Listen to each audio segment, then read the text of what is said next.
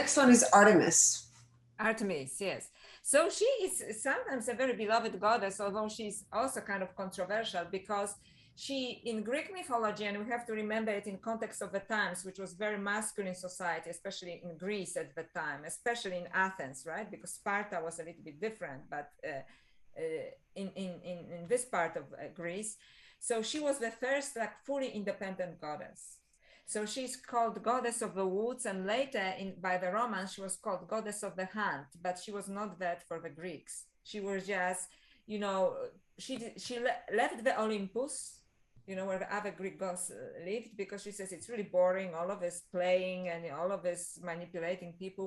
I just want to be myself. I just want to go to the woods and be very independent. And she went there and she had nymphs and other young women and semi-goddesses that were attending to her. So she was still a goddess, meaning like, she was still being worshipped and so on. She valued her independence more than everything else, but it seems that she really had disliked men.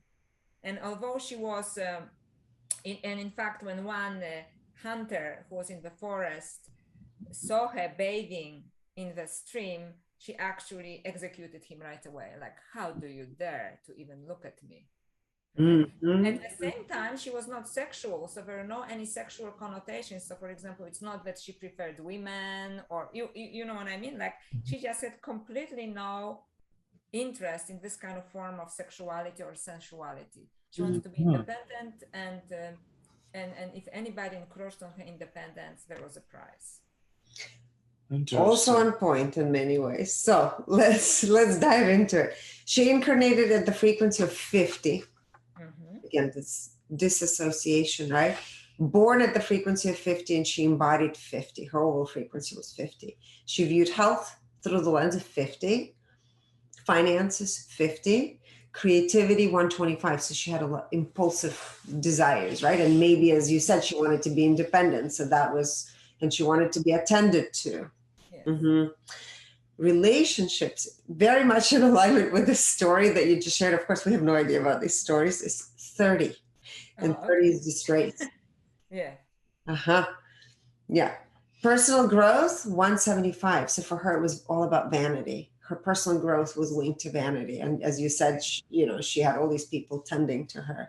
Yes. Philanthropy 50, intuition 50, and all four aspects under intuition are 50. IQ, she viewed through the lens of 200. EQ, 50, so disconnected from emotionally. Yes.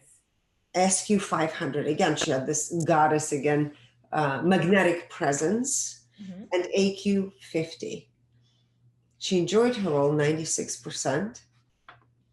Ego 100% and 100% superior. So that's also very much in alignment with the story that you shared. Who are you to look at me? So very much a narcissist, right?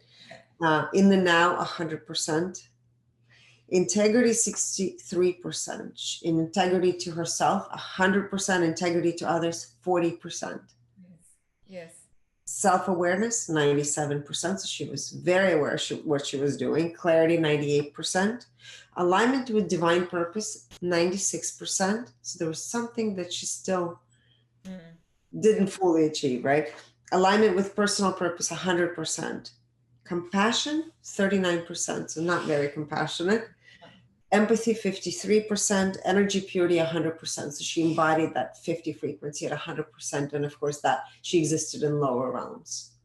Yes, she's a goddess of the lower realms. I would call her a goddess of underworld. Actually, those frequencies. Oh, really? Because so that's very interesting. But the readings really confirm what mythology says about her, because she was completely independent, but it was at the price of having basically no emotions. My independence is so important to me that nothing else or nobody else matters, right? Like, even if I, like, you have to kill this man, that's okay, because he infringed somehow on my privacy and my independence, and I do not wish to be observed. So, and that's it, like that, that's, right? No regrets. Yeah, I mean, it's fascinating. When we were reading this, I couldn't wait. Of course, we both couldn't wait to hear your feedback, because you're the historian in this. mind-blowing, you know, that Yeah, basically because our biofield, and we always talk about it, is a record keeper of everything, right? It's not just written in the books, it's written in the field itself. And it just being able to retract this information and share it, and then having your, of course, area of expertise to where it just comes together so beautifully. I love it. But it's amazing that you can read it, you know, that you have the technology or methodology that you have access to these records, right? Because it's easier to read it from books because we are schooled in this, but you know, what you're doing is in a way much more profound, right? Because you Gives go you straight clarity. to the source, quite straight to the source. Yeah, it gives you direction, you know, the numbers give direction. And then for someone like you that's been in this area for so long, I'm sure you're having a lot of aha moments. Yeah, absolutely. Yes, absolutely. Yeah.